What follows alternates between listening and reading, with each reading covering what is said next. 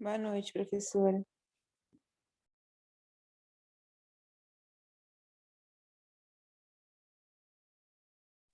Oi, boa noite. Eu estou escrevendo aqui no bate-papo para enviar para vocês os temas, tá? Que eu falei aí no iniciozinho do trabalho que eu vou passar, que vai ser a nota de reforço aí para P1.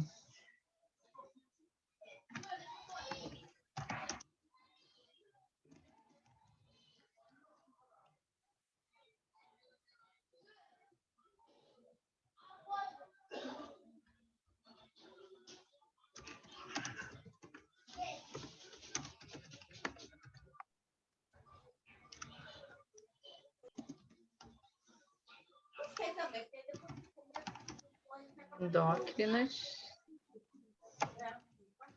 Ô, professora, boa noite. Noite. Estou fazendo uma anotação aí no bate-papo para enviar para vocês do trabalho, tá? Tá bom. Vou colocar depois lá na plataforma, mas já vou adiantar por aqui.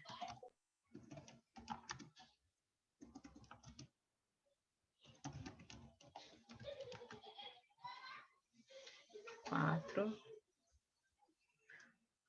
Gente, minha internet caiu aqui do nada, porque não tinha motivo nenhum para cair.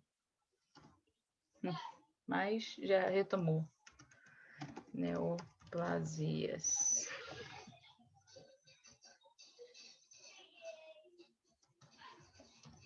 Doenças. Aparelho circulatório. 6. Do aparelho respiratório. 7.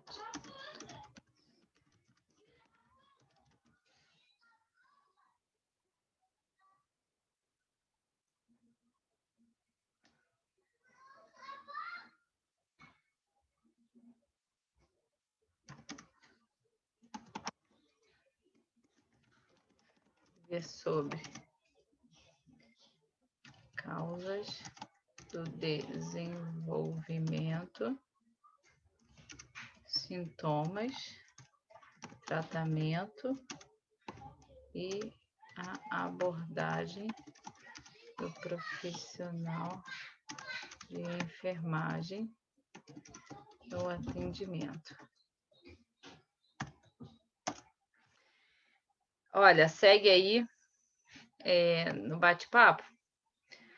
Já quero colocar aí para justamente esclarecer dúvidas, né, caso surjam, tá? Então, esse trabalho para o dia 24, ou seja, para a próxima aula.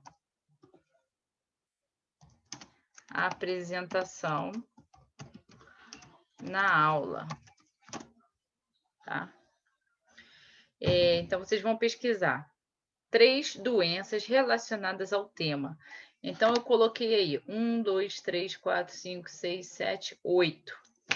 Quantos alunos tem aí no grupo? 3. Deixa eu ver.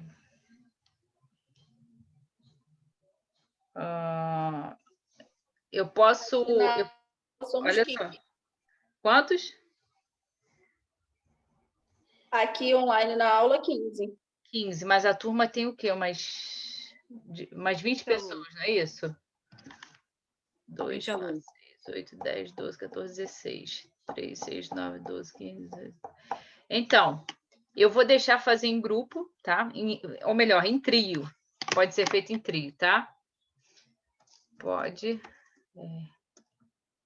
Trabalho em trio. Ô, professora, pode ser em quarteto, não? Não, aí também a gente dá a mão, já que é o braço. Tem que ir em 3, tá? Eu nunca passei trabalho em trio, aula online, é sempre individual. Agora que eu tô fazendo nessa modalidade. Então, vocês vão escolher aí e vão escolher quem vai ser o grupo de vocês, tá? E aí vocês vão fazer a pesquisa do tema escolhido. Então, vocês vão chegar em um consenso. Então, tem doenças do período perinatal, doenças do aparelho digestivo, doenças endócrinas, né, ou metabólicas, doenças infecciosas, neoplasias, doenças do aparelho circulatório, doença do aparelho respiratório ou doença do sistema nervoso. Eu deixo vocês à vontade para escolherem. Eu só gostaria que vocês chegassem em um acordo para não repetir muito o tema, tá? Então, tem aí 8 temas para vocês escolherem.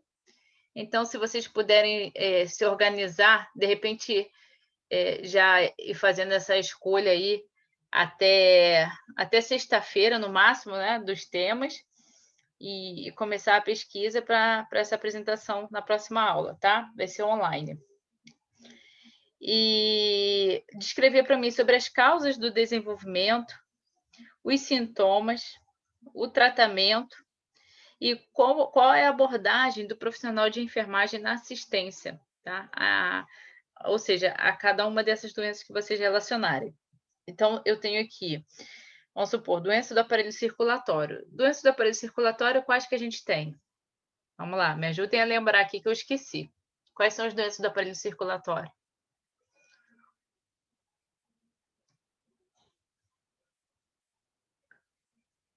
Olá, alguém aí? Hipertensão, né? Mas Respiratório? o quê? Circulatório, né? Isso. Hipertensão arterial, que é também insuficiência cardíaca? Não. Sim, Né? Só que esse tema é um pouco mais difícil, ele é muito restrito. Então, você pode falar hipertensão, você pode falar TVP, você pode falar infarto, entendeu? Tá? TVP é trombose venosa profunda, Trombose. né? Trombose, tá? É. Então, assim, escolher 3 temas relacionados e aí, né, fazer o que eu pedi aí na descrição. Tudo bem? Você pode repetir a descrição, por favor? Tá escrito aí no bate-papo. A Tá descrição escrito? tá escrito aí. Já olhou aí no bate-papo? Eu coloquei as informações aí. Tá. Valeu. Tá bom? As causas, né, do desenvolvimento, sintomas, tratamento e abordagem do profissional de enfermagem no atendimento. Tá? Dúvidas? Ô, Ana, então é assim, eu escolho um tema lá, por exemplo, digestório ou respiratório, e desse tema eu escolho 3 doenças, é isso? Isso aí, exatamente. Você saberia me dizer de cabeça uma doença relacionada ao sistema digestório?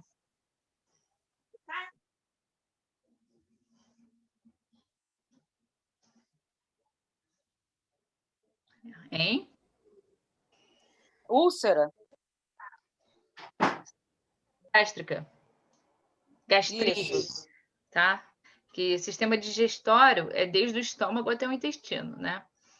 Na verdade, é desde a parte, né, desde a boca, né, para via onde entra o alimento até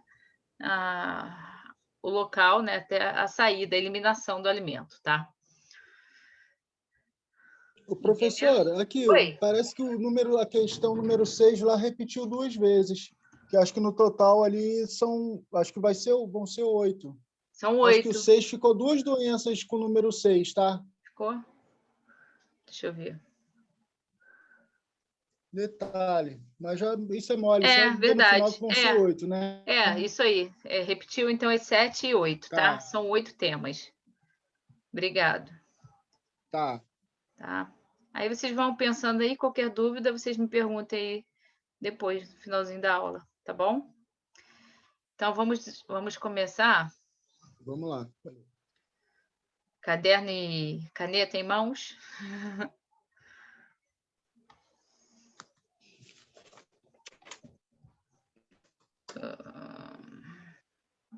Vamos lá. O tema de hoje será referente à consulta de enfermagem para pessoas em condições crônicas. Tá? A gente fala em condições crônicas referente a tudo o que é doença que não tem possibilidade de cura. São doenças existentes, né, que muitas das vezes são doenças pré-existentes, são doenças hereditárias e que a pessoa tem que aprender a conviver com ela, né? Exceto... Seria aquelas que têm tratamento, né? Mas não, no final das contas não tem cura. Isso aí, tem tratamento, tem acompanhamento, mas não tem cura. Tá? Então, a consulta de enfermagem para pessoas em condições... Então, a gente tem duas vias, né? Eu coloquei essa imagem aí para vocês refletirem que existem duas vias de pensamento. Até é uma espécie assim, de uma reflexão mesmo, né? Um exercício para os profissionais de saúde aprenderem a aplicar isso para seus pacientes. Então, a gente tem duas vias. A gente pode orientar e seguir, né? O caminho do tratamento e o caminho do desleixo. O caminho de querer tratar, o caminho de não querer tratar. O caminho do bem, o caminho do mal. Né? Tudo a gente tem duas escolhas. Então, o nosso futuro vai depender das nossas escolhas. Então, se o paciente ele possui uma doença crônica que pode ter um avanço, né, de agravamento, é importante que ele seja conscientizado de que ele precisa iniciar o tratamento e fazer esse tratamento com rigor. Tá?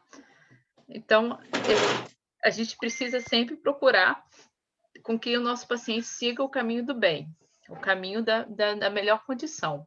Né? Jamais a gente vai querer que uma pessoa que procura assistência de saúde, que ela tenha uma má orientação. Então, as condições crônicas, elas são responsáveis pela maior carga de morbidade e mortalidade do mundo. Né? Então, a gente tem como fatores extremamente contribuintes as doenças circulatórias, doenças respiratórias e doenças metabólicas, né? Que são grandes causas de mortalidade. Então, até essas aí que nós citamos aí, né? Eu e Vinícius aí falamos no iniciozinho, a questão do infarto, trombose, são doenças comprometimento circulatório, doenças respiratórias, asma brônquica, bronquiolite, a gente tem doenças metabólicas, né? Obesidade, diabetes. Então, são agravos, né? Que se não são doenças aparentemente doenças silenciosas, doenças que muitas pessoas convivem, né? Passam anos e anos da vida com ela, fazendo tratamento, alguns não fazem, mas a gente sabe que o caminho é um só. Se não fizer um acompanhamento, né, a chance de agravamento ela é muito grande. E consequências dessas doenças. Oi. Boa noite, Ana. Boa noite. Eu conheço pessoas que têm problema sério de varizes, e aquelas varizes internas. É problema circulatório? Problema de varizes? Sim. Problema circulatório. E aí tem que fazer um tratamento para melhorar. Porque é muito comum que essas pessoas que têm esse tipo de problema, né, circulatório tenha o sangue um pouquinho mais grosso. Então, precisa procurar um angiologista que trata as veias, né, para poder identificar qual é o problema, iniciar uma medicação para afinar e poder, com isso, diminuir essas veias. Alguns casos são indicados para cirurgia, tá? Os casos graves, que causam muitas dores nas pernas, causam muito inchaço. Aí o médico indica cirurgia. Obrigada. Nada. Primeira causa de mortalidade e de hospitalização no Sistema Único de Saúde, né, são as doenças crônicas. São condições possíveis de serem diagnosticadas e acompanhadas na atenção primária à saúde. Ou seja, né, quando a gente fala doenças crônicas, são simplesmente essas doenças mais comuns que são evitáveis lá na fase inicial, tá? Então, a gente tem as esferas, né, de unidade de saúde. A gente tem a unidade básica de saúde, unidade avançada, né? Unidade intermediária. Então, se todos os pacientes, né, iniciassem o tratamento, ou a maior parte, né, iniciassem um tratamento e acompanhamento lá na unidade básica de saúde, né, fazendo com rigor aquele acompanhamento, não teríamos tanto atendimento nas emergências pelo desenvolvimento, né, agravamento dessas doenças, e não teríamos também tantas internações e consequências óbitos, tá? Muitos casos de internação são decorrentes de hipertensão ou diabetes. É um índice muito alto. Então, tudo pode ser prevenido lá atrás. Né? É claro que a gente tem fatores hereditários, fatores pelas condições de saúde, decorrentes, né, de consequências até de uma infância, uso de medicamentos, tipo de alimentação, mas a nossa vida, a nossa saúde é reflexo do que a gente come e de como que a gente vive, né? Alguns fatores contribuem a mais, né? Para quem já tem hereditariedade, como, por exemplo, para doenças circulatórias, para neoplasias, é claro, a hereditariedade tem 50% de peso no desenvolvimento de algo relacionado ao tipo de doença. Agora, se não existe hereditariedade, né, a gente não tem o porquê evitar ao máximo, né, cavar esse tipo de situação.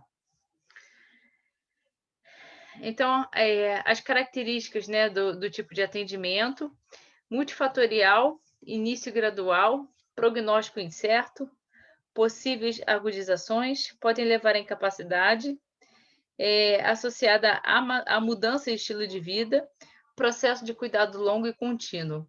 Grande desafio atual para as equipes de saúde. Então, dentro das doenças crônicas, né, então, aquilo que eu falei, é multifatorial por conta da hereditariedade, alimentação, hábitos de vida, práticas de esporte, né? Início gradual, nada começa abruptamente, né? Vem começando, dando alguns sinais, né? Uma alteraçãozinha aqui, um ganho de peso ali, né? Alguns fatores pontuais. E algumas outras condições, né, vão somatizando para isso.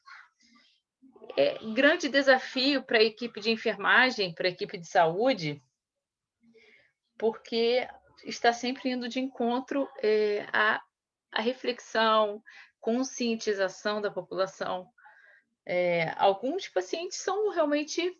a gente tem pacientes que são conscientes do que tem e prosseguem com o tratamento adequado. Já existem aqueles que não. Epidemiologia das doenças crônicas. Então, a gente tem a Organização Mundial de Saúde, ela estima que 74% das mortes do mundo estão relacionadas às condições crônicas. Então, aqui, para reforçar mais aquilo que eu falei lá no início, 74% das mortes estão relacionadas. Então, quando vocês estiverem realizando as suas pesquisas, vocês vão ver doenças que são a maioria de casos de morte. Doenças crônicas que avançam, aumento da diabetes, aumento da hipertensão. E essas doenças, elas sempre estão relacionadas, tá? Quer dizer, sempre, na maioria dos casos, elas estão relacionadas. O diabético desenvolve hipertensão. O hipertenso pode vir a desenvolver diabetes. Porque mexe, né, com o sistema, mexe com a parte metabólica. Então, o excesso de peso, mais da metade da população está com peso acima do recomendado. Então, eu pergunto a vocês aí, quem se considera dentro do peso ideal?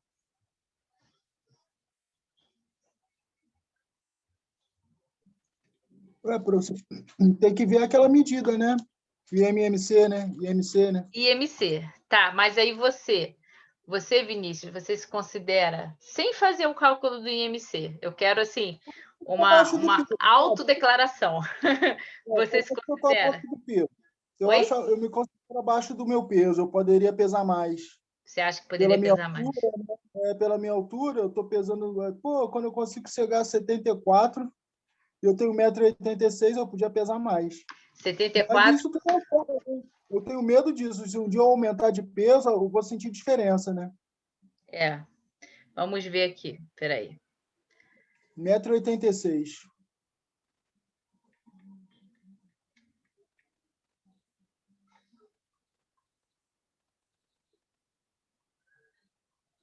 Um 1,86 m? Eu estou pesando 72 hoje, eu estou magro.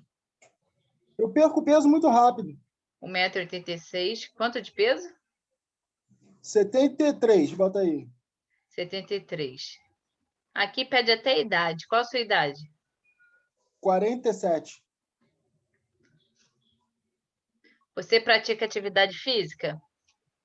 Eu não tenho praticado não, professor. Eu tô só a caminho como agente de saúde todo dia, né? Andando, visitando só. Tá, então eu marquei como sedentário. Vamos ver. Tá. 1,86. Parabéns, seu IMC é 21,1. Você está dentro da faixa de normalidade. Para a sua característica, né, idade e tudo, e o fato de ser sedentário também, né, é mais um critério, mas ele não é sempre mais elegível, né? Mas a normalidade é de 18,5. Oi? Oi, não entendi. Uhum. O ideal a pessoa mais magra, né? Menos gordura, melhor, né? Sim, mas não significa que o mais magro tem mais saúde do que aquele que é mais gordinho. É verdade. Tá? Então, seu peso ideal de 18,5 IMC a 24,9. O seu deu 21,1. Tá ótimo. Tá bom. Vamos Show. ver aqui. Maria, você acha que seu peso é ideal, Maria? Não, eu estou 13 quilos acima do meu peso. 13 quilos acima. E o que você faz para tentar melhorar isso? Você faz alguma coisa? Faço. Eu caminhava muito durante o dia. Procuro fazer tudo a pé. Eu caminhava todos os dias, mas aí eu parei. Mas 2 vezes por semana eu faço pilates. Alimentação saudável. Tanto que eu fiz todos os exames, fui na nutricionista, porque todo mundo a minha professora ficou preocupada. Ela me chamou, falou assim: Glorinha, tá acontecendo alguma coisa, porque você ganhou peso assim, de repente.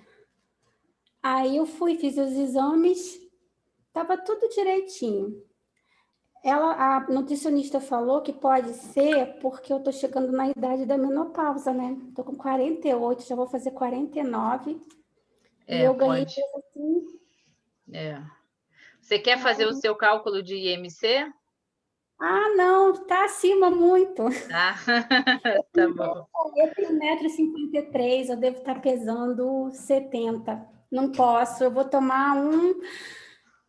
Eu estou errada, eu confesso, sou bem sincera. Além do Pilates, eu vou começar a caminhar também, porque não dá, não. Então, assim, você se considera o quê? Sobrepeso, obesa, sobrepeso? Com excesso de peso. Mas se eu não tomar vergonha, Ou daqui a seja, pouco... você se considera sobrepeso. Isso. Mas aí a gente tem... eu não sei, eu não fiz o teu IMC. A gente tem a questão, né, das divisões, né? Quem é sobrepeso, quem é obeso 1, obeso 2, e tem a escala também, né, de a obesidade, né? Na verdade, é normal, sobrepeso e a obesidade, que a obesidade ela pode ser dividida em 1, 2 e 3. Então, 18,9% da população é considerada obesa. Olha só, é um índice bem alto, né?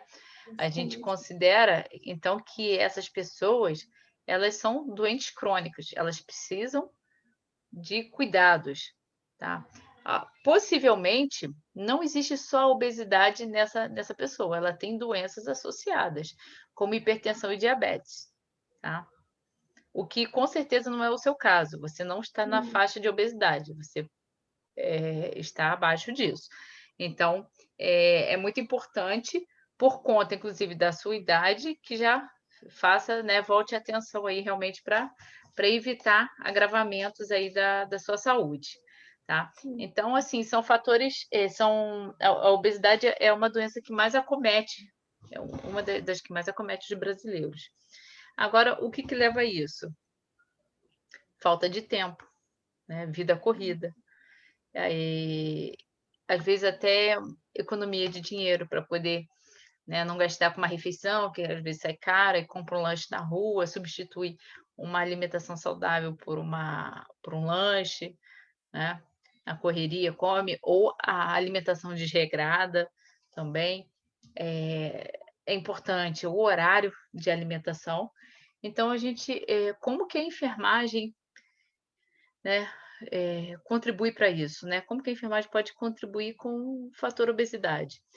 Bom, lá na assistência básica, no atendimento básico, é mais a questão da orientação, o controle da pressão arterial, controle da glicemia, fazer trabalho de conscientização, né? E cuidar de algo que esteja relacionado à obesidade. Agora, existem cuidados, né, dentro do hospital, né, para específicos. Aí a gente vai falar em outro momento, tá? Então, fatores de risco modificáveis. Então, a gente tem as condições crônicas, que têm relação direta, né, com o tabagismo, consumo abusivo de álcool, inatividade física e obesidade. Então, assim, se for pontuar, muitos brasileiros têm pelo menos 3 pontos desse em comum, não tem? O que vocês acham? Tem. Tabagismo, consumo de álcool, sedentarismo e obesidade. Então, se eu tenho 20% quase 20% da população obesa, provavelmente, ou ele é bem provável que ele seja sedentário e bem provável que ele consuma cigarro ou bebida alcoólica. E aí torna-se o quê? Uma bomba, né? Um agravamento aí muito grande. Mudança de hábito impacta nas doenças cardiovasculares. Então, o Brasil está na transição da desnutrição para a obesidade. É incrível. Ao mesmo tempo que tem uma faixa muito grande de desnutrição, tem uma faixa muito grande de obesos. Agora, não significa que os obesos estão bem nutridos. Concordam? Sim. Às vezes muito claro, né? A obesidade ela é um acúmulo de gorduras e açúcares, né? E não significa que está bem nutrido. Então, aquilo que eu falei, Vinícius, o fato de ser magro, o fato de ser gordinho, não significa que você está doente, né? E assim, o fato de você ser magro não significa que você esteja saudável, porque você pode ser um magro e que come besteira, não tem uma boa alimentação, mas você não engorda pelo seu metabolismo, ou você pratica atividade física, você corre todos os dias e aí você acaba queimando, né, aquele excesso. E a pessoa que às vezes ela está acima do peso, ela procura se alimentar de forma mais adequada. E aí o colesterol dela está tudo ok, triglicerídeos, glicemia, né? Mas ela tem algum distúrbio metabólico. Oi? Entendi. Aí Né? só através de exames, né, laboratoriais, né? Aí tem que procurar um endocrinologista para ele poder solicitar exames de sangue para poder ver o que está acontecendo, se é distúrbio metabólico, se são hormônios, né? O que está havendo ali para aquele ganho de peso. Tá? Enquanto a gente é novo, professora, enquanto é novo, tudo melhor, o metabolismo, né? Poxa, Vinícius, eu ia falar isso agora. Eu ia falar isso agora. O fator idade impacta muito, né, na questão do peso. Então, excesso de peso e obesidade. O excesso de peso ele cresceu 26,3% em 10 anos. passando de 42,6 em 2006 para 53,8 em 2016. Já a obesidade cresceu 60% em 10 anos. Então, de praticamente 11% em 2006 para praticamente 19% em 2016. Né? O excesso de peso é maior prevalência em homens. A obesidade ela não tem diferença de gênero, aumenta com a idade e é maior entre pessoas com menor escolaridade. Isso faz um grande sentido. Né? Se faz maior entre pessoas com baixa escolaridade, significa que tem uma relação com o tipo de alimento que ela come. Tá? O poder de compra de alimento que ela tem. E aí interfere na saúde dela. Diabetes. Cresceu em 61,8% o número de pessoas diagnosticadas, passou de 5,5% em 2016 para 8,9%. Hipertensão também teve um aumento, a prevalência maior em mulheres, indicadores aumentam com a idade, e maior entre pessoas com menor escolaridade. Os avanços positivos no combate às doenças crônicas, hábitos saudáveis, né? o aumento do consumo regular de frutas e hortaliças, a redução do consumo de refrigerantes e sucos artificiais e aumento de atividade física no lazer. E aí cai o consumo regular de refrigerantes ou suco artificial. Né? Em 2007, o indicador era de 30,9. E em 2016 foi para 16,5. O hábito, fato, né? Assim, eu gosto de comer as besteirinhas, né? Mas o fato de cortar o refrigerante da minha vida, olha, fez uma diferença extremamente significativa. Eu tive uma fase que eu tomava Coca-Cola todo dia. Eu tinha que comprar não podia faltar Coca-Cola na minha casa. Quando eu comecei a tirar o refrigerante, é claro, não vou dizer que eu não sinto falta, sinto. Tem dias que dá vontade de tomar refrigerante, aquele bem geladinho. Aí eu até tomo, às vezes meio copinho assim, de uma Fanta, mas Coca-Cola mesmo eu evito ao máximo, porque eu acho que a Coca-Cola é o pior de todos, né? Então, um refrigerante, um guaranazinho, uma Fantinha, eu até tomo meio copo assim para aliviar aquela vontade. Mas o corpo muda, né? A disposição muda, né? Então, tudo isso vem não só com refrigerante, mas com hábitos alimentares. É claro, eu gosto de comer a besteirinha, mas eu não como besteira todo dia. Eu não substituo o almoço por lanche. Eu não sou de ficar comendo salgadinho, entenderam? Então, é mais essa questão do tipo de vida que a pessoa leva, né? Então, ela não é obrigada a deixar de se alimentar do que gosta, mas evitar botar o que não é nutriente, né? O que não é fator de contribuição para a saúde, colocar o mínimo possível, né? Porque assim a gente consegue manter uma saúde mais saudável, uma qualidade alimentar mais saudável possível. Então, em consequência a isso, né? A eliminação dos alimentos que são tóxicos, né? Que são ruins. Cresce a prática da atividade física em tempo livre, e aí ocorre um aumento, né, de que quem está mais fazendo esse tipo de atividade, né? Jovens de 18 a 24 anos. Tá? Que bom, né? Porque os jovens estavam ficando mais sedentários. Agora existe uma inversão. Então, para efetiva abordagem dessas condições crônicas, é necessário o envolvimento, né, de diversas categorias profissionais da equipe de saúde e protagonização do indivíduo e sua família na comunidade. Espera aí.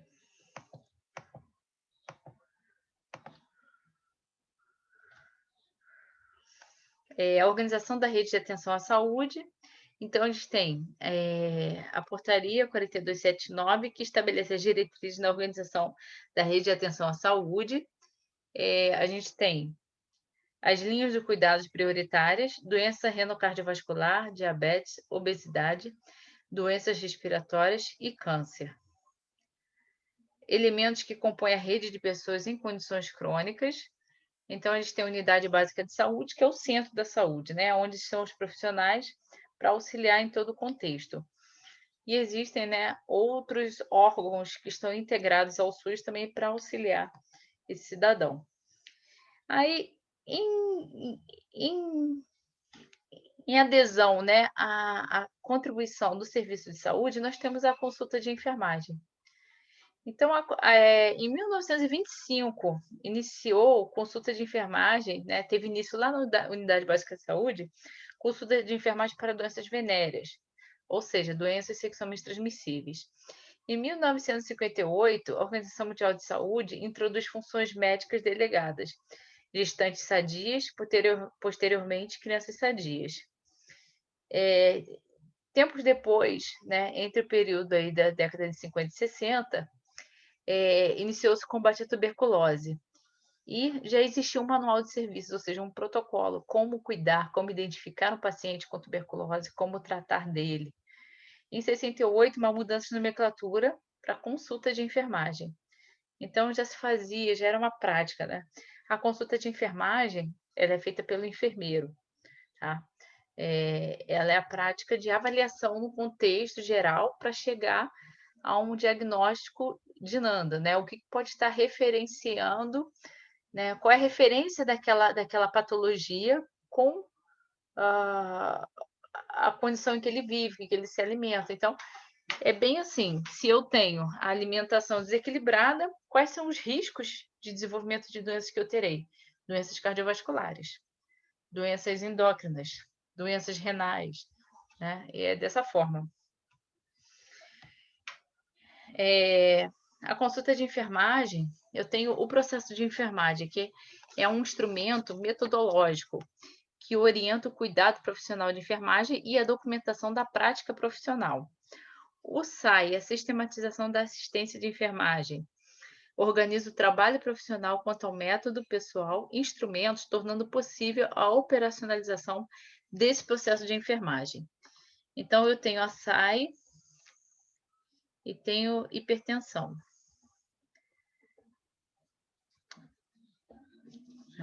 Então, é a organização do método do trabalho, tá? Ou seja, quem é esse paciente, o que ele tem, qual é a avaliação inicial, como eu vou cuidar dele. Então, dentro do processo de enfermagem, ele tem 5 etapas, ele é composto de 5 etapas interrelacionadas. Então, eu tenho a investigação, que é a primeira etapa, a coleta de dados, a obtenção de informações sobre a pessoa, família, coletividade e suas respostas. Depois disso, eu tenho o diagnóstico de enfermagem, que é a interpretação das demandas identificadas na investigação. Tenho o planejamento, determinação dos resultados que se espera alcançar e das ações e intervenções de enfermagem que serão realizadas. Eu tenho a implementação da assistência, que é a realização das ações ou interpretação de determinadas etapas do planejamento. E eu tenho a avaliação, processo sistemático e contínuo dessa avaliação das ações realizadas e verificação da necessidade de mudança. Agora eu pergunto a vocês, em qual dessas etapas que entra o técnico de enfermagem?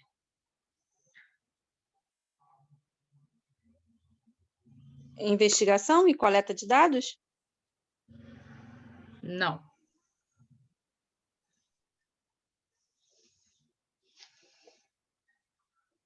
Na implementação da assistência? Exatamente, na implementação da assistência, que é a realização das ações, tá? Determinadas, né, diante do planejamento que foi realizado pelo enfermeiro. Então, eu tenho essa implementação. O que seria a implementação? A execução do trabalho de enfermagem. Ou seja, protocolo, tem que seguir alguma coisa, tem que ter uma referência, tá? Então, é a implementação. Então, assim, os técnicos de enfermagem, eles participam, oi, Gesimar, eles participam na execução desse processo, né? Então, a gente tem a etapa implementação, que faz parte do processo de enfermagem, no qual o profissional, o técnico, ele contribui dentro da sistematização de enfermagem. Então, eu tenho as ações de enfermagem.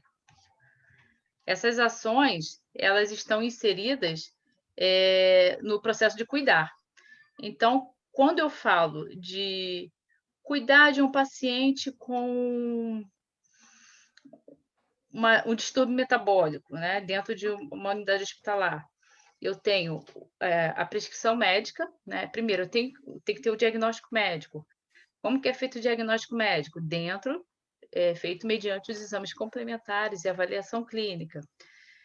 Quando eu tenho, dentro desse diagnóstico, o médico passa, né, para a equipe de enfermagem, e o enfermeiro, em cima do que ele elaborou, vai fazer o aprazamento das medicações, né, que eu já falei para vocês em outros momentos. O médico prescreve as medicações e é realizado o aprazamento, e o técnico de enfermagem dará continuidade em cima, né, daquele processo de cuidar. O aprazamento está dentro desse processo. Vocês lembram disso? Aprazamento, os cuidados de enfermagem na assistência. Vocês lembram? Sim. Ok. Então, a gente tem essas etapas.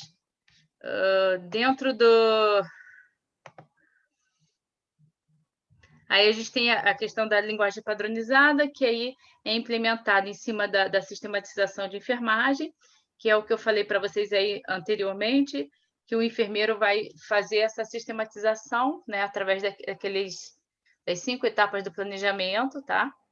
E a gente tem, né, é necessário, então, fazer uma reflexão, né, do que é ser o profissional de enfermagem, do que é ser o enfermeiro, do que é ser o técnico de enfermagem, né? É ser o profissional que cuida, que ele zela pelo bem-estar, né, do paciente, procurando sempre a melhor forma, né, dentro dos protocolos, né, e de promover o bem-estar, né, do nosso paciente. Então, é importante saber que, dentro desse processo do cuidar, se as funções elas estão bem estabelecidas, tá? Bem estabelecidas mediante a orientação, né, do enfermeiro dentro desse processo.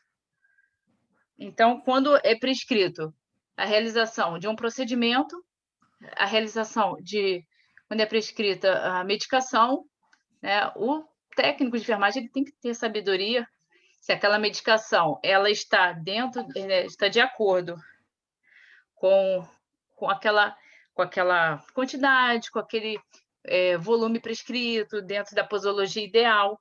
Não que vai haver um questionamento, mas é importante o profissional de enfermagem saber.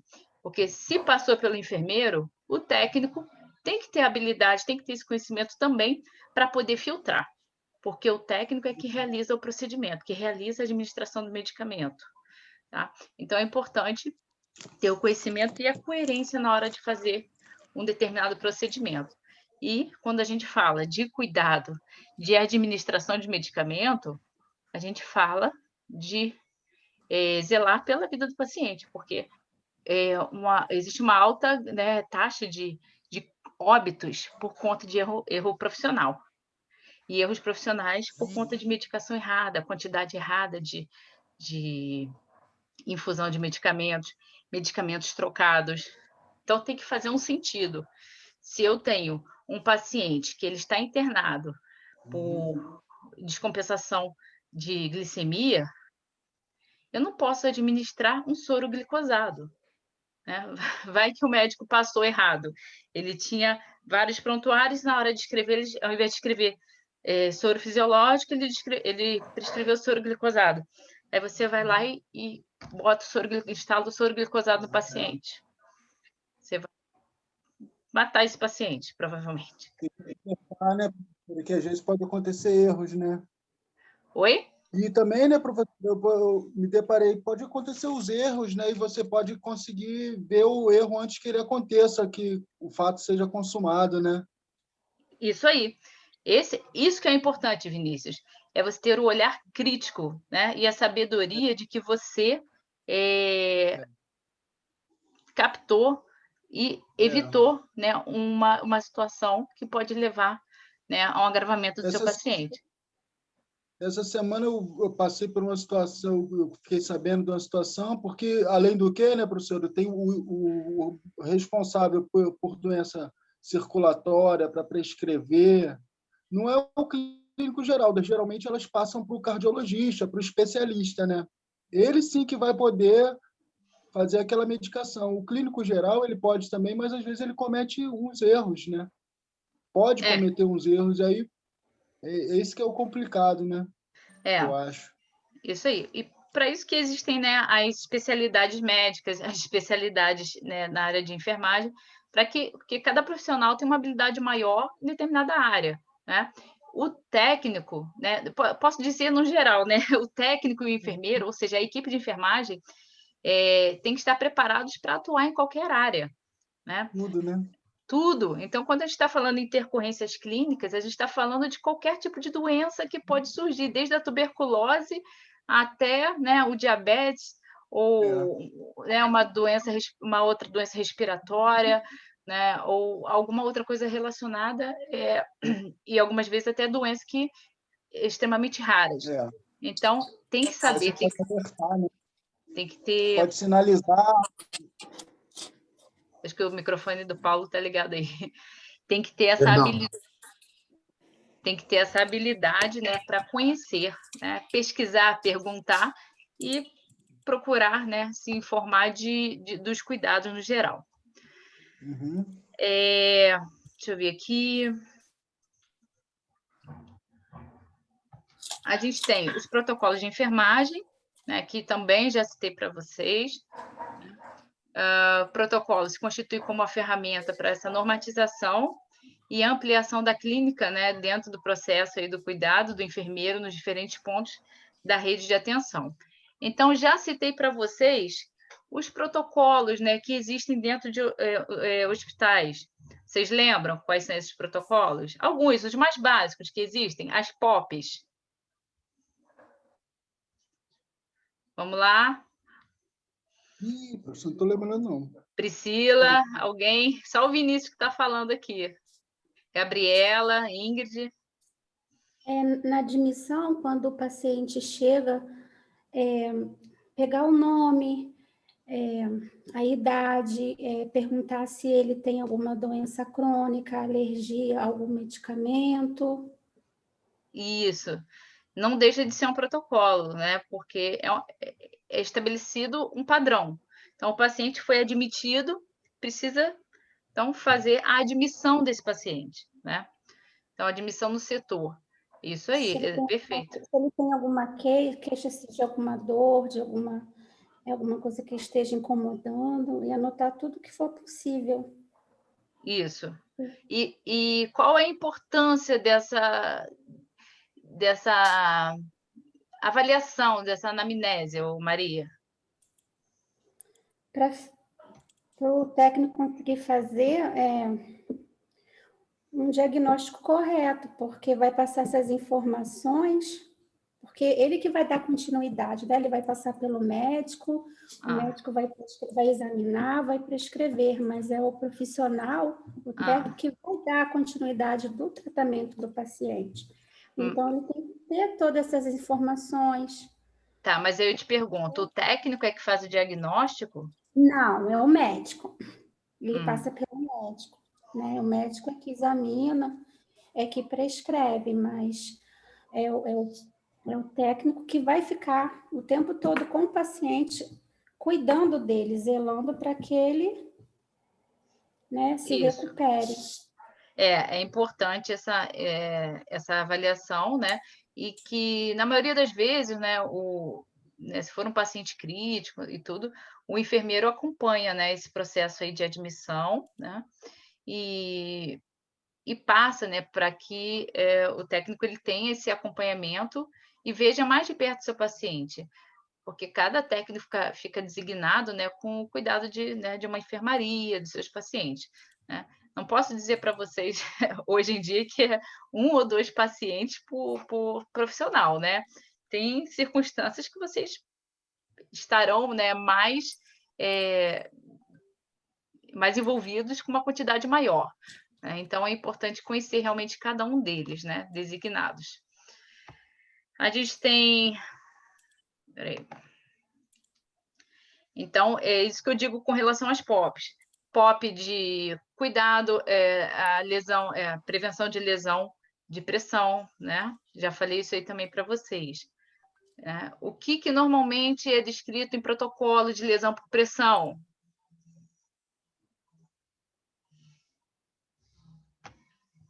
Oi. Para cuidar daquele paciente, Ana? A cada 2 horas virar o paciente. Isso, é o tempo de manipulação, né? De mudança de decúbito. Decúbitos, né? Né? De decúbito, tá? Mudança de decúbito do paciente. A cada 2 horas, não é? É o que normalmente vem descrito em protocolo, tá? Então, isso é padrão. Agora, pode existir uma POP ou outra diferenciada de alguns cuidados específicos de cada unidade hospitalar, né? De cada desenvolvimento científico de cada hospital, né? Que tem hospitais que têm centros de estudo, que tem, né, são hospitais universitários, e aí pode ter uma POP ou outra que tem uma inovação, né, de um protocolo. Agora, protocolo de prevenção de pneumonia em idosos, protocolo de prevenção de lesão por pressão, protocolo de curativos, né? Então, são básicos, tá? Fica olhando para ele lá, tá caçando doença, a gente esquece de procurar, não é verdade? Ele tá procurando demais, a gente está procurando de menos. Ou, às vezes, aquele paciente... Não entendi, não entendi. Não está procurando, e você fala, só fica criticando, procura o médico, hein? Mas esquece de ver você também. Minha mãe que fala que quem procura médico está procurando doenças. Não, mas muitos falam isso. Mas a gente está falando... de fazer exame, para de estar querendo achar o que? Uma hora você vai achar uma coisa ruim e aí vai... É a aula da Pâmela. Fique também claro que você indica, né, Pâmela, que a prevenção das doenças é o mais importante. Você prevenir e você tratar.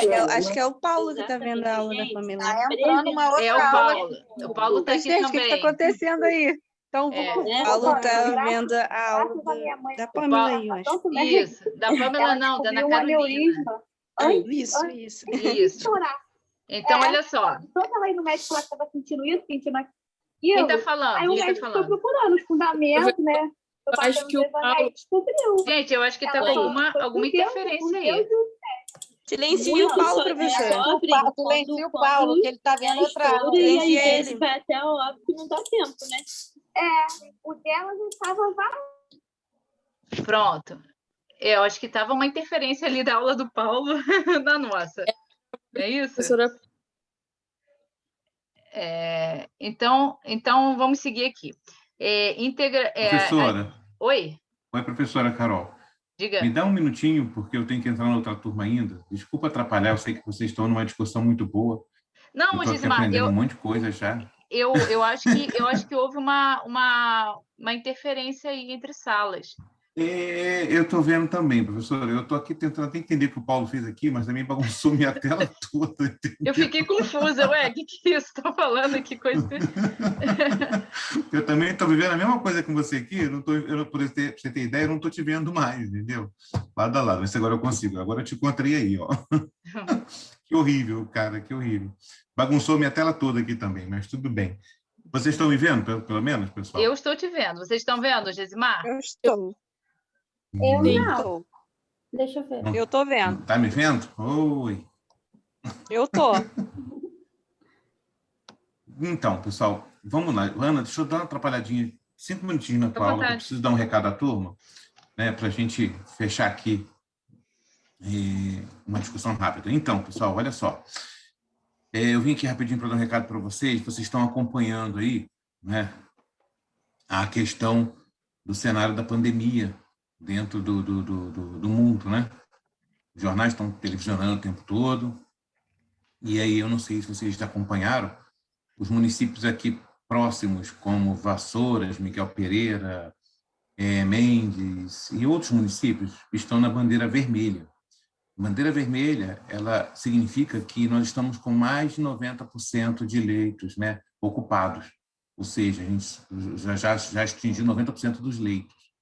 A bandeira roxa é quando não tem mais leito nenhum.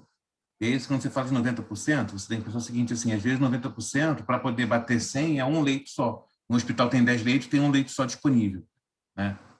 E aí, o que acontece?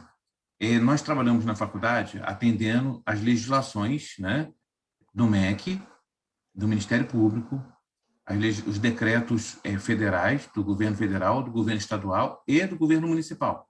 A gente tem que atender todas essas legislações.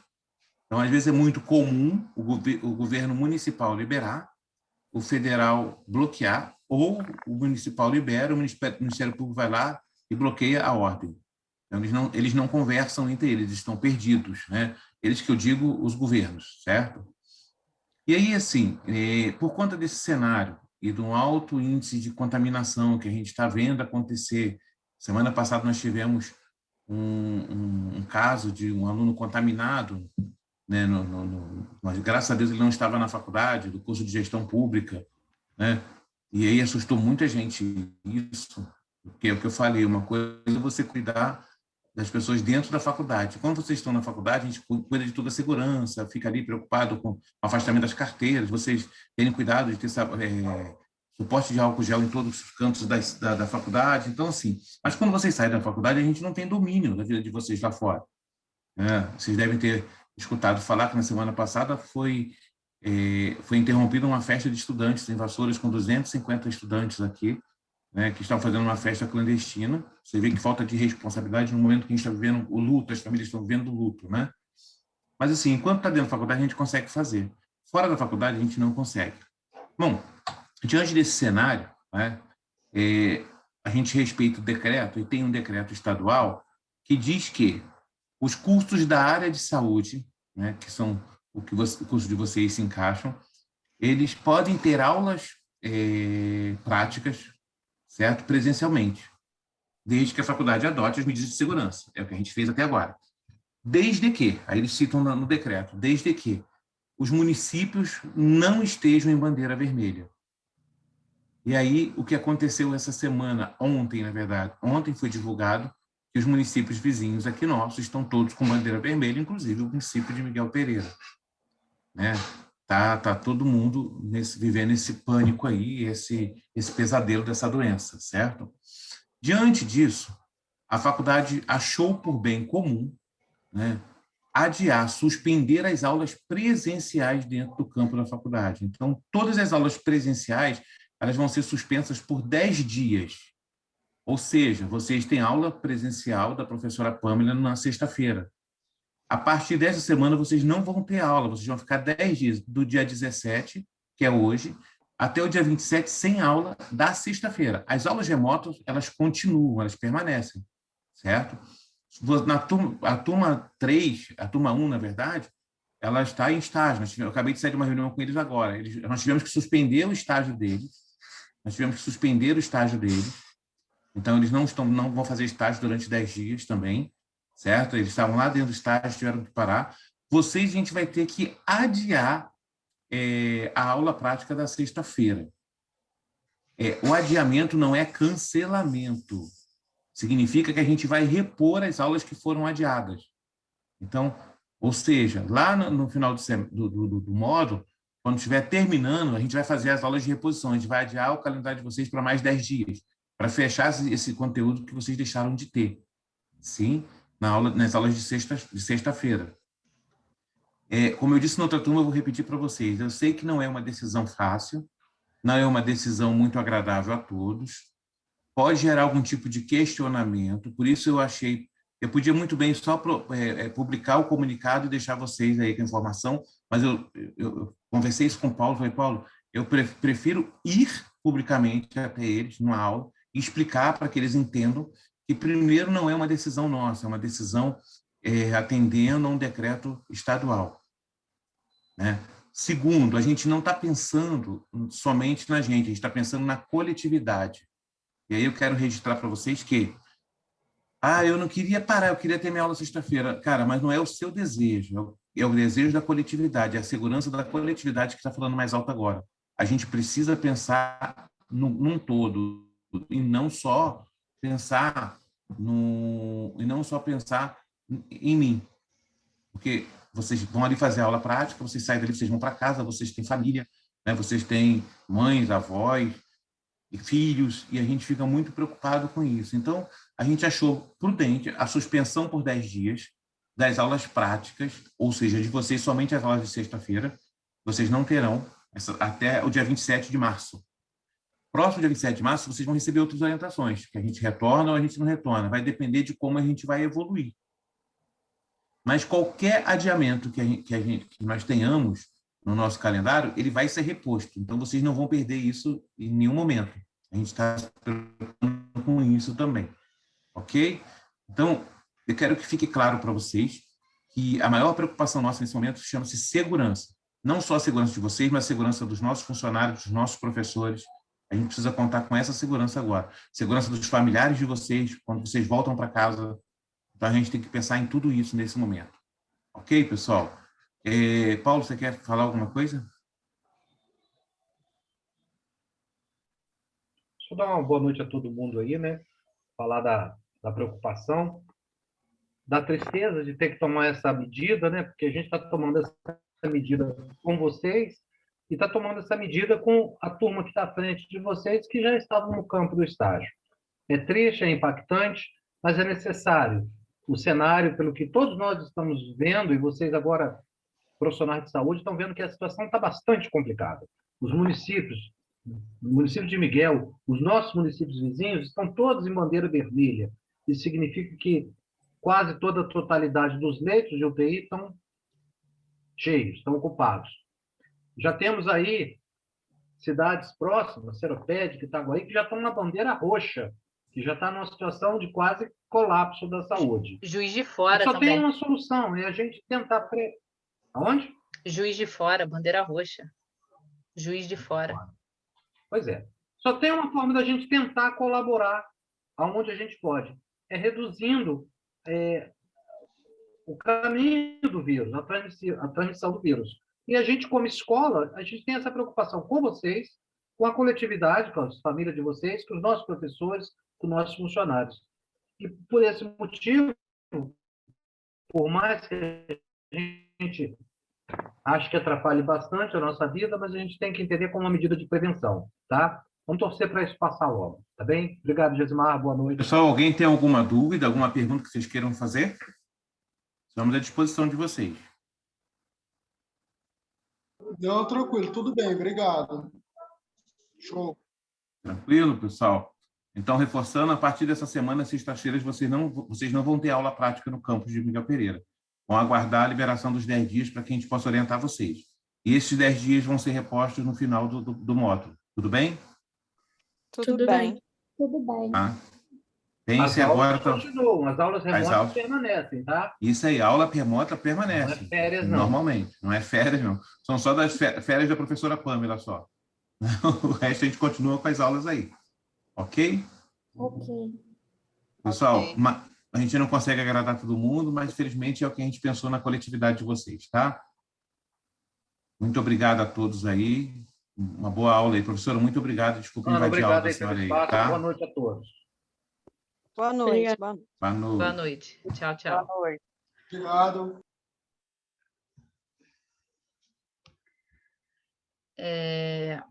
Continuando aqui, então. Vamos lá. Eu parei na parte dos protocolos. Então, vocês já citaram para mim, né, alguns casos, eu coloquei outros.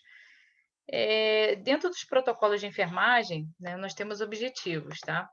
O cumprimento da lei do exercício profissional de enfermagem, protegendo a prática, né, da clínica do enfermeiro e as práticas, né, dos profissionais, a otimização do processo do trabalho, a promoção do atendimento integral ao paciente, em que este paciente profissional possui plena capacidade técnica para análise, investigação e tomada de decisão. Então, a gente está falando do profissional enfermeiro, né? Aproximar os enfermeiros das diversas diretrizes internacionais da prática e validar práticas recorrentes. Então, é garantido, né, que o cuidado os cuidados desenvolvidos pela prática pelos profissionais de enfermagem, né, eles estão, né, embasados, né, no diagnóstico médico e nos protocolos de desenvolvimento da prescrição também do profissional enfermeiro. A gente tem ainda protocolos para organização e reflexão sobre sintomas e manejo clínico, a estimulação do profissional considerar uma condição crônica ou não a cada oportunidade. A gente tem ferramenta ampla e concisa, o resultado em atuação segura, né, com respaldo legal e princípio de segurança do paciente. Todos esses pontos são importantes, porém o princípio de segurança do paciente, ele dentro, né, dos princípios de segurança, a gente tem o resguardo, né, do cuidado prestado de forma segura, né, o cuidado com qualidade, seguimento dos protocolos, né? Não tem como, né, dar certo se não está seguindo os protocolos, né? Se temos protocolos estabelecidos, eles devem ser seguidos, pois houve estudo, houve desenvolvimento científico, né, para que ele fosse implementado. A gente tem a Lei do Exercício Profissional também, que fala da prescrição de medicamentos estabelecidos em programa de saúde pública e em rotina, aprovada pela instituição de saúde. A gente tem a Resolução COFEM 195 de 1997, que dispõe sobre a solicitação de exames de rotina e complementares por enfermeiro. Então, dependendo da circunstância, né, o enfermeiro ele pode também estabelecer alguns exames, né, no caso da ausência de um médico no setor, ausência do médico na unidade, ele tem essa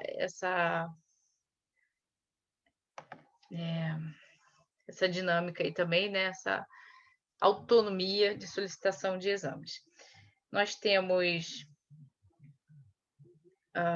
dentro do protocolo, existe a elaboração e a implantação, né, do processo de enfermagem. Então, tem a elaboração, que é a validação do corpo clínico da enfermagem, a validação, né, pelo secretário municipal de saúde e a validação do COREM. Então, existem etapas, né, de elaboração desses protocolos. É claro, a validação do secretário municipal de saúde, COREM, algumas vezes não é estabelecida dentro, né, dos hospitais, mas dentro de unidades de saúde, Sistema Único de Saúde. Implantação, apresentação e treinamento do protocolo. Isso é fundamental. Qualquer protocolo novo, ele tem que ser apresentado à equipe.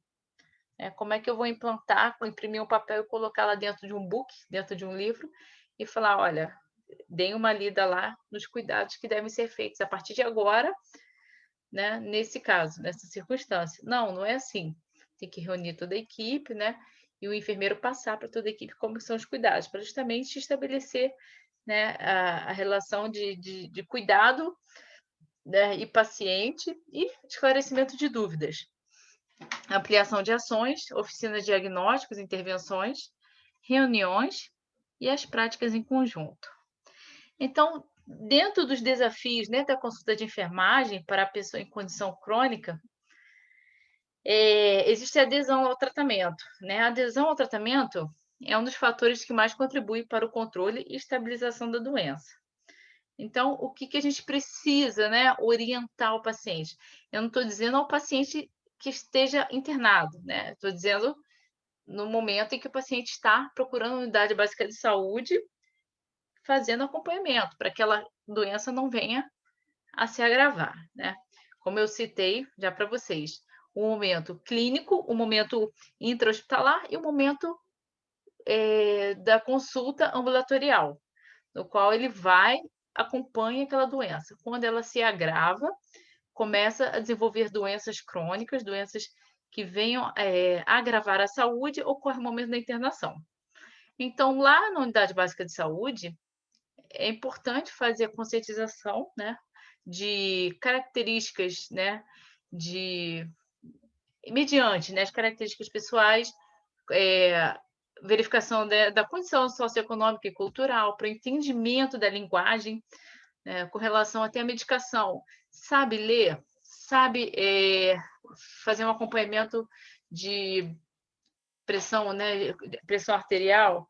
Não, então esse paciente tem que ser orientado a voltar na clínica da família para fazer esse acompanhamento. Então, adequar de acordo com o nível cultural. O aspecto relacionado ao tratamento, à doença, ao sistema de saúde e equipe profissional. Estão me vendo, me ouvindo? Oi? Alguém me vê? Tá travando, Ana Carolina. A tela mesmo. fechou. Tá ruim. Eu acho que foi uma instabilidade da internet aqui, deu uma caída, agora voltou. Estão conseguindo me ouvir bem? Agora sim. Agora Tá. sim. Agora Então, estou ouvindo. Então, tá bom. Dentro, então, dos desafios da consulta de enfermagem, os significados psicoculturais, convivência com a cronicidade, ou seja, saber conviver com aquela doença, frustrações anteriores, falta de apoio familiar e social, um excesso ou superproteção, né, de apoio familiar e dificuldade em desenvolver autonomia.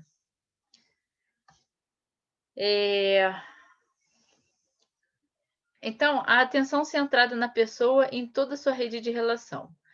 Então, assim, biólogo versus biógrafo, né? Então, um protocolo de atenção básica.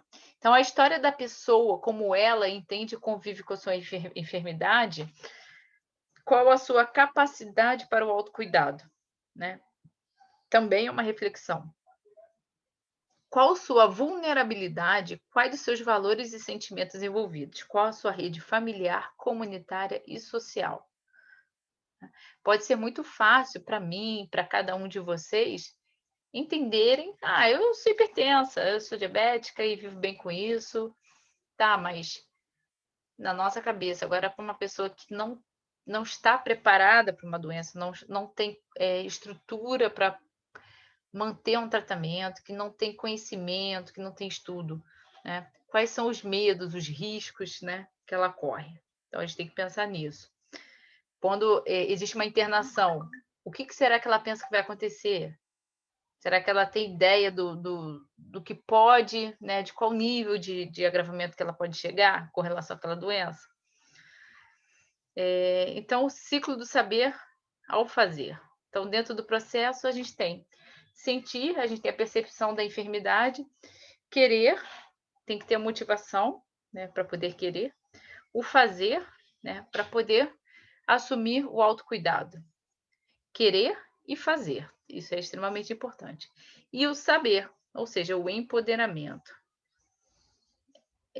O método clínico centrado em pessoas e seus componentes. Então, a gente tem o método clínico, é o conjunto claro de orientações por meio de seus componentes que têm íntima ligação entre si, cabendo ao profissional se mover entre eles, dependendo das demandas da pessoa e das pistas oferecidas por ela. Ou seja, cada informaçãozinha que o paciente dá é um caminho para um conjunto de informações para chegar àquele objetivo. Método clínico centrado em pessoas. Ana, Oi. Às vezes, uma informação que ele deixou de passar para a gente já acarreta um falso diagnóstico, digamos assim, né? Eu não digo nem falso diagnóstico, mas pode interferir em um simples diagnóstico. Sim, sim. Essa que eu queria falar. Né? Pode ocasionar isso. Vou dar um exemplo aqui por exemplo, o que acontece muito, tá? O que é muito, muito comum. Virose. O paciente dá entrada no hospital com vômito e diarreia e febre. Mas está há quanto tempo assim? Estou há 3 dias. E, no entanto, ele não está há 3 dias, ele está no primeiro dia. Tem tosse? Não, não tem tosse. Mas ele tossiu à noite, mas ele não falou. Né? Tem isso, tem aquilo. Não, ele simplesmente omite. E aí sai com um diagnóstico de virose, e poderia ser um diagnóstico de um estado gripal, por exemplo, né? Uma síndrome gripal. Então, essas informações são extremamente importantes, por mais simples que seja. Explorando a doença e a experiência da doença, os sinais e as indicações. Então, a gente tem a história clínica, o exame físico e os exames complementares, né? Que são as três etapas, né? Já falei isso aí também para vocês. Os sentimentos, ideias e as funções expectativas. Então, o que vocês acham, né, das expectativas de um paciente que ele está entrando para uma internação, para um tratamento sequer, né? Quais são as expectativas dele? Vamos lá, Nayara, Mariana, Verônica, Júlia. Não? Ninguém está aí? Oh, meu Deus. Então, as expectativas dele são, na maioria, medo, insegurança, né? E esperança. Esperança de sair bem e rápido, tá? Então, eles têm elaboração de um plano conjunto de manejo dos problemas, metas, papéis, né? Plano comum, ou seja, decisões conjuntas, equipe multiprofissional, vai sentar, vai conversar, vai discutir. Entendendo a pessoa como um todo, é importante, né? Antes de chegar na elaboração do manejo dos problemas, é importante conhecer o paciente. Então, explorar a doença, a experiência, entender o paciente como um todo e elaborar, então, um plano conjunto de cuidados. Então, no entendimento da pessoa como um todo, então, é importante, né, que os profissionais se atentem quanto à doença, seguindo, é claro, o diagnóstico preciso, né, o diagnóstico correto, médico, a pessoa como um ser, né, porque ela não é a doença, ela é uma pessoa, ela é o cidadão que está ali para tratar a doença. A experiência dessa doença. Aí vem a elaboração do plano, incorporação da prevenção e da promoção da saúde. E, posteriormente, intensificando a relação entre pessoa e profissional de saúde. E, dentro dessa elaboração, a gente tem a realidade, né? Quais são os problemas, quais são as metas, né? O que os profissionais de saúde elaboram e pensam no que é melhor para aquele paciente. Tá? E não querer algo que seja impossível. Dúvidas até aqui? Não? Tranquilo, Vinícius? Tranquilo? Não, tranquilo, tranquilo. Então tá. A importância do autocuidado nas condições crônicas, né, por estratificação de risco. Então, a gente tem a perda da autonomia e perda funcional grave, complicações maiores e enfermidade, condições crônicas sem complicações ou com alterações leves assintomáticas, fatores de risco para condições crônicas e autocuidado das pessoas. Então, cuidados da equipe de saúde também. Então, é uma pirâmide baseada, né, em modelo, né, de eventos mesmo, tá? A gente tem os fatores facilitadores e dificultadores, né, de enfrentamento das enfermidades. Então, é importante, como eu falei lá atrás, o empoderamento, a adesão ao tratamento, a resiliência, espiritualidade, suporte familiar, o apoio social, a autonomia, o autocuidado e o trabalho. Em contrapartida, existe, né, a tristeza, os transtornos ansiosos, depressivos, estresse, uso de substâncias, né, entre outras características aí. Então, enfrentamento, né, ou coping, são esforços cognitivos e comportamentais para lidar, né, com situações estressadoras, de dano, de ameaça ou desafio, quando não está disponível uma rotina ou uma resposta automática. Então, alguns fatores eles são mais característicos de alguns estratos de risco, como, por exemplo, a resiliência, a espiritualidade e o suporte familiar, né? Essas três características, né, elas são importantes para o enfrentamento daquela situação, daquela condição que o paciente está passando. Então, ajuda a combater melhor, né, o agravamento do estado de saúde. Os instrumentos de medida, né? Como que a gente vai medir isso? O uso de instrumento vai além, né, simplesmente de obtenção do resultado, né, do score, né, de pontuação. E sim, a gente propõe medidas de repensar a avaliação criticamente como é produzido o cuidado. Então, existe a reavaliação, né? Então, dentro da sistematização, vocês lembram que eu falei? A anamnese, a elaboração, né, o planejamento do cuidado, o prognóstico, né, daquele cuidado, né, ou seja, o resultado daquele cuidado.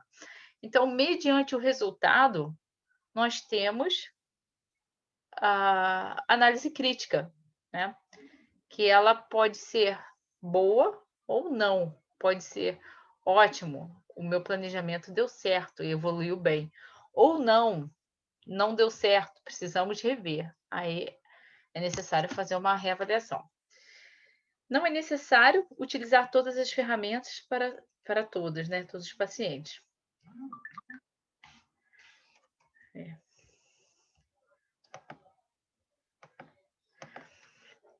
Avaliação dos fatores de enfrentamento. Então, dentro dos fatores, a adesão ao tratamento medicamentoso, quando todas as pessoas com doenças não são controladas e o uso da polifarmácia, né? Ou seja, o uso de medicamentos. O porquê? O uso irregular, né, da medicação leva a maior risco e efeitos colaterais e complicações. Para quê? Avaliar o uso regular de medicação e identificar qual a melhor opção de conduta. E como? Através de um questionário, ou seja, um questionário específico, um formulário específico para isso. Resiliência, quando, por quê, para quê, como. Espiritualidade é a mesma coisa, para cada um desses fatores de enfrentamento, né? Para saber quais são esses protocolos, né, de motivação, tá? Então, a gente tem aí como uma conclusão aí do que foi falado, por que fazer mais do mesmo se não está alcançando os objetivos esperados? Melhores resultados de saúde das pessoas e maior satisfação do usuário? Basta de fazer mais do mesmo. Ou seja, está fazendo? Está dando certo? Muito bem. Não está dando certo? Vamos rever. Tá? E é isso. O que depende, quem vai ser a ponte que vai fazer a conexão entre o desenvolvimento do cuidado, né, a melhoria ou não desse paciente para o restante da equipe são vocês. Tá? Entendido? Entendido ou não entendido? Entendido. Sim. Posso dar prova agora?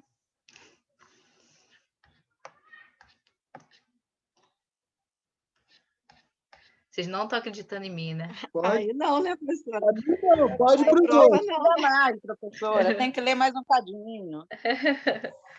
Vamos lá, eu vou dar um exercício. Anotem aí.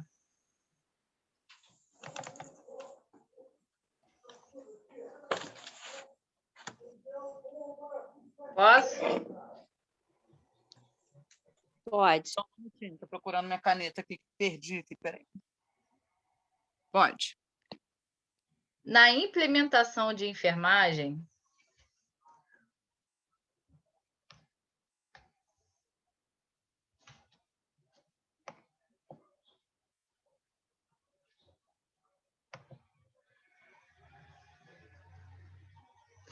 quais as atribuições ao paciente hipertenso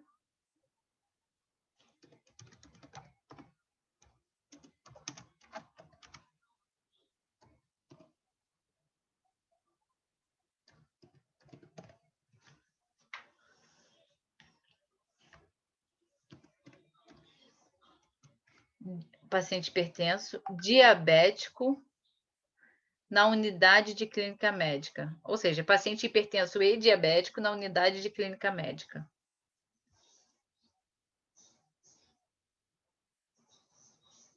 Pegaram?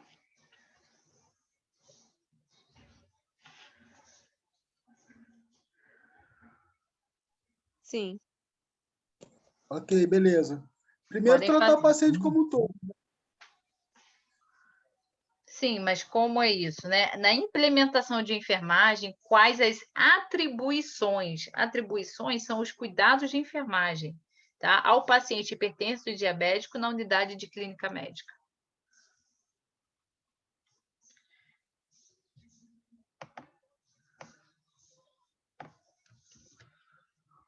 Podem fazer. Eu vou esperar.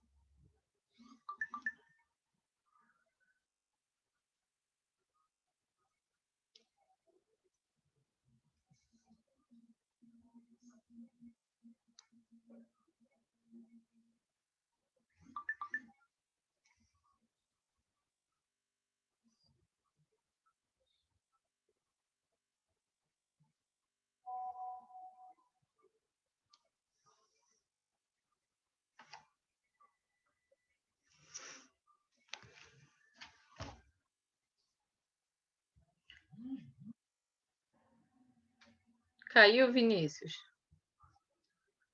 Caiu e voltou?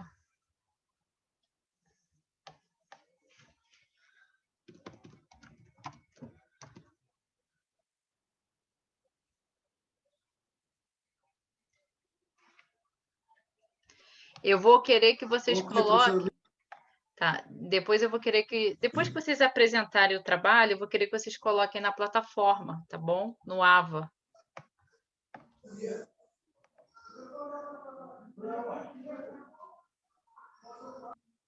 Ô, Ana. Oi. Eu fiz aqui, mas não sei se é dessa maneira que você quer e eu não sei se fez da maneira correta. Fala. Vamos trocar ideia. Eu botei assim, aferir a pressão arterial, fazer o teste de glicose, verificar com o paciente se ele está tomando corretamente a medicação e se está se alimentando corretamente. É por aí, mas falta cuidado aí. Falta? Falta. Deixa eu tentar melhorar aqui. Perguntar se ele tem parentes, né, na família com problema de diabetes, de hipertensão. Se perguntar faz O parte, mas histórico dele familiar. eu quero que você dê ênfase mais em cuidado mesmo. Quais os cuidados? Beleza, obrigado. É que minha bateria acabou, tá, professora? Eu botei para carregar. Eu vou fazer. Tá bom.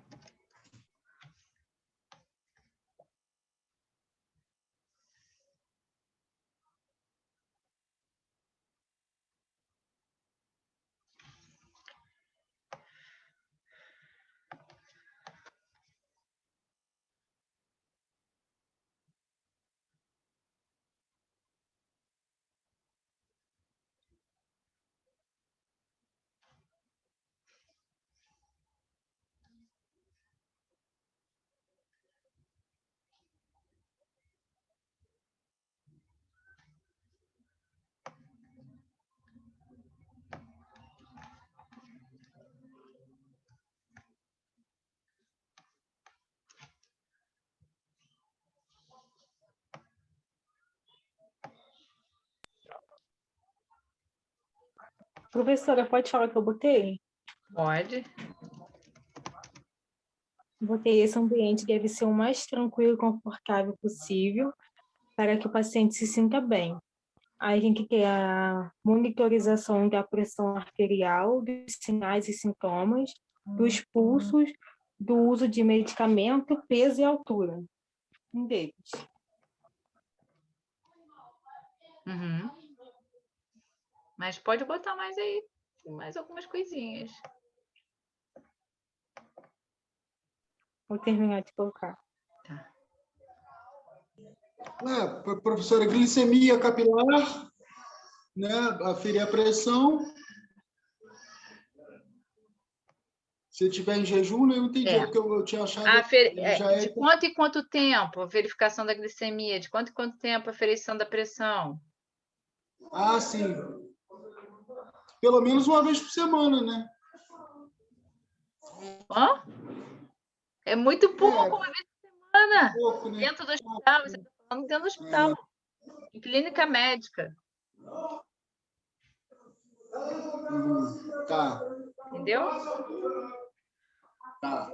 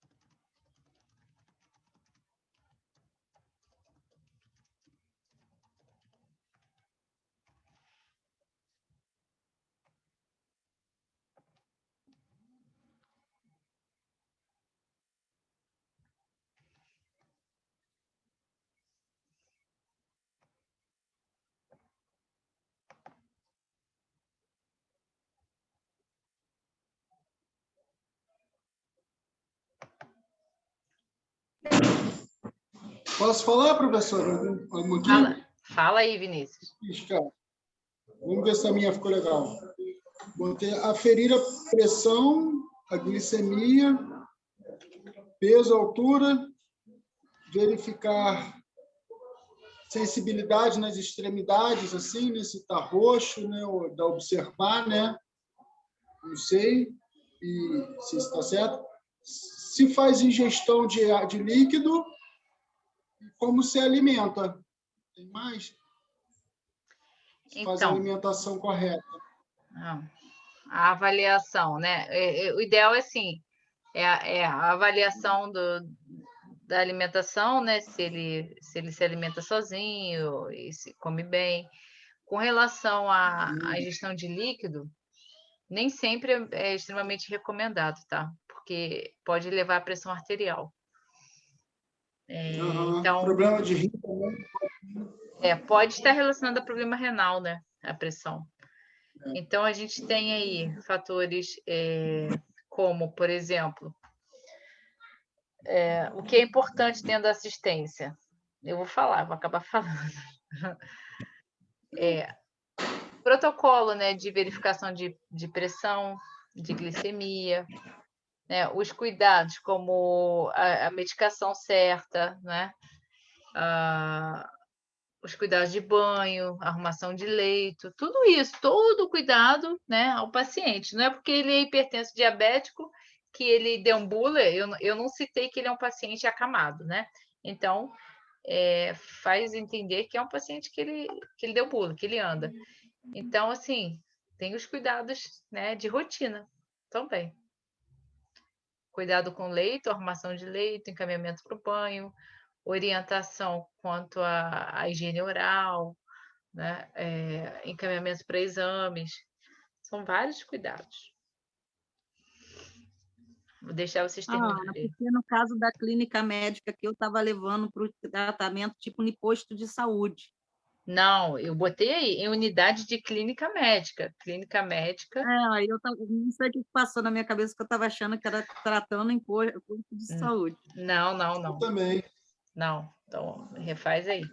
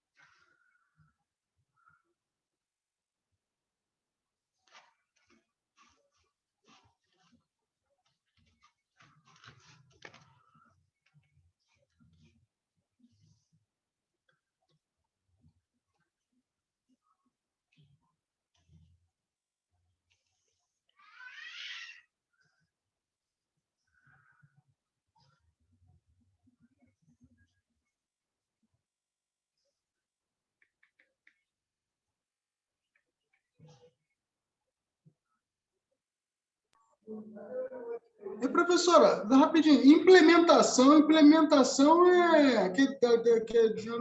talvez seja aí que eu não estou entendendo. Implementação de Na enfermagem. implementação de enfermagem, ou seja, na prática da enfermagem, quais as atribuições ao profissional, ao paciente, né, hipertenso e diabético na clínica médica? Na prática, tá.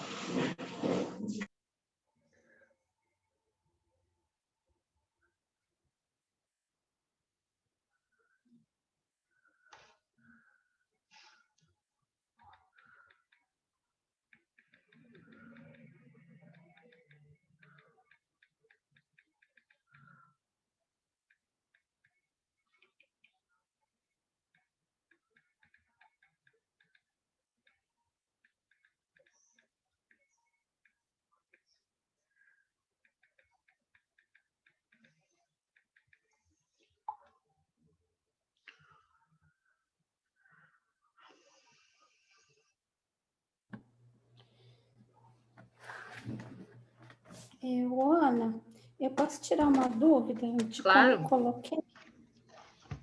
Eu coloquei assim, após a prescrição do médico, dar continuidade no processo de cuidar. Aferir a pressão para o controle, monitorar a glicemia, fazer a ingestão de dieta balanceada de acordo com a morbidade, asepsia do paciente no leito, hidratação e balanço hídrico do paciente. Uma vez você explicou que quando o paciente fizer a ingestão de líquido, que era para a gente também ficar atenta, né, do quanto ele estava ingerindo e do quanto ele estava eliminando, para ver se ele não estava tendo alguma retenção ou algum problema de metabolismo. Por aí, mas tem que botar mais coisa, né? Tá bom. Por aí. É isso aí.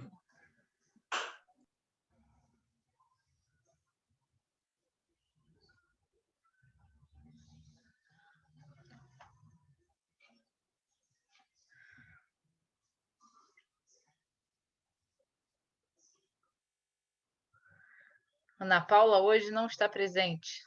Cadê a Ana Paula?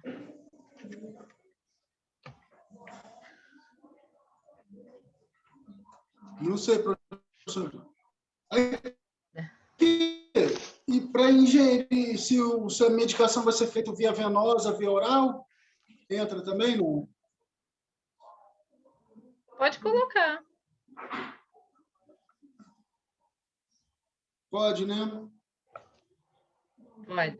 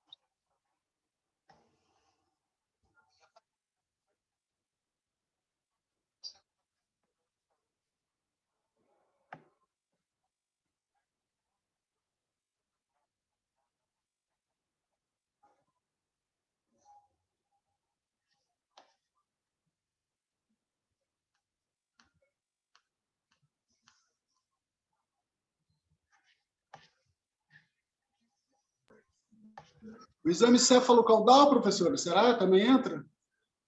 Exame não? Não, precisa não. Não, tá.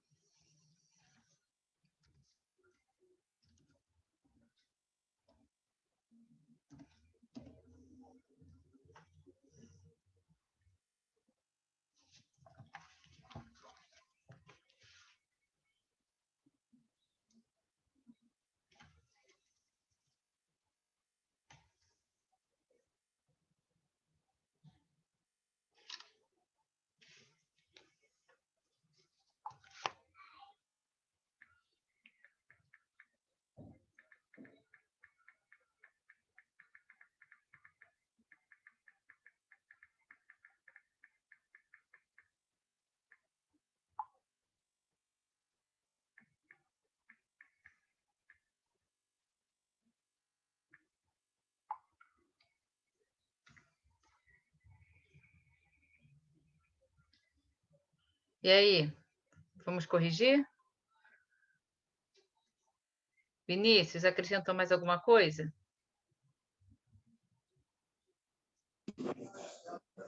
Professor, mais ou menos, deixa eu ver aqui, vamos ver se fica mais. Aferir a PA continua, né? PA, glicemia, peso, altura, temperatura, botei. Isso. Verificar sensibilidade nas extremidades. Talvez também está hidratado, né? Avaliar a hidratação, avaliar se faz ingestão de líquido e eliminação, né? Como ele se alimenta regularmente, né? Durante o dia. Avaliar a taxa hábito glicêmica. Noturno, se dorme à noite, né? Para hipertensão influencia muito, né? Noite, né? Vinícius, importante avaliar a taxa de glicemia 2 vezes ao dia. Medicação, né? Certa, quais os medicamentos que ele faz. Isso. 2 vezes ao dia. Antes do café da manhã e antes do almoço, tá? Tá, antes do almoço. Não sabia dessa, hein? Isso para tipo, sem tomar insulina, né? Que é o tipo 1. Não, para todos os pacientes diabéticos, tá? Pela manhã, às 6 horas da manhã, antes do almoço, no mínimo. Né? Mas tem hospital que coloca a rotina também, finalzinho da tarde, tá? 3 vezes ao dia. De manhã. Beleza, então bota 3, vou botar 3. Aplicação de pressão na parte da manhã, ou também, no caso, né, de queixa de dor de cabeça, mal-estar, aí fica a livre demanda. Tá?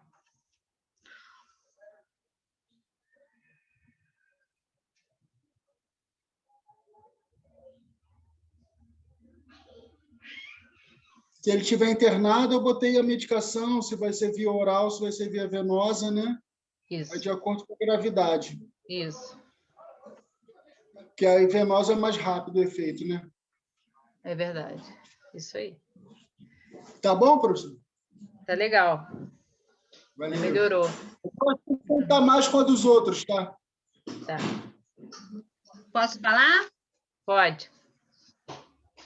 Eu botei assim: o enfermeiro deve solicitar e avaliar os exames previstos no protocolo, estimular a participação da família e a participação em grupos disponíveis dentro e fora da unidade, orientar sobre os hábitos saudáveis e o uso de medicamento, como indicação, dose, horários e efeitos colaterais, falar sobre os cuidados com os pés, solicitar a prática de atividades físicas de acordo com a limitação de cada cliente.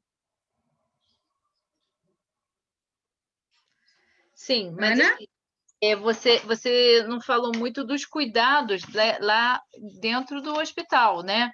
A verificação, a frequência da verificação da glicemia, da pressão, os cuidados lá dentro, de medicação. Tá? Tá bom, mas é só complementar. Complementa aí, tá? Tá. Mais alguém? Ana. Oi. Ana? Pode falar. Minha cabeça não está funcionando muito, mas eu botei assim, ó, avaliar o paciente fazendo a pressão arterial, a verificação da glicemia, paciente, se ele está hidratado ou não. Colocar esse paciente no leito, dando-lhe a medicação que foi prescrita pelo médico. Ver se esse paciente não está com feridas devido a diabetes, se tiver, fazer os curativos, perguntar se o paciente está tendo algum sintoma além do aumento da pressão, como sangramentos nasais. Bom. Botei isso? Tá bom, Você botou uma parte de cuidados, mas tá bom, tá bom. Ok, Priscila. Mais alguém? Hoje está meio lento. Meu processador está meio lento. Está meio lento, tá lentium. Mais alguém? Ai, meu olho começou a arder. Professora, Oi. eu botei aqui, posso falar? Pode. Paciente hipertenso, monitorização da pressão arterial em intervalos rotineiros e frequentes, verificação de peso, altura e temperatura, e a enfermagem deve investigar sinais ou sintomas que possam indicar lesão de outros órgãos, que é sempre importante manter um diálogo orientando os cuidados com alimentação e higiene. Ações de mudança nos estilos de vida e nos casos em que o médico prescreve o uso de medicações, o próprio paciente torna-se responsável por essas mudanças. Esclarecimento no uso de medicamentos. Aí, paciente diabético, monitorar frequentemente a glicemia capilar, orientar o paciente a manter os hábitos de vida saudáveis, monitorar o paciente e educar quanto ao tratamento farmacológico prescrito pelo médico e incentivar o paciente a manter uma boa higiene bucal, manter uma boa higiene e cuidados com a pele e interagir com a família, porque depois, quando ele for embora, a família também, né, vai ser responsável por cuidar dele. Isso. O acompanhamento pós-internação, isso é importante também. Isso aí. Então, pessoal, mais alguém quer falar alguma coisa? Não?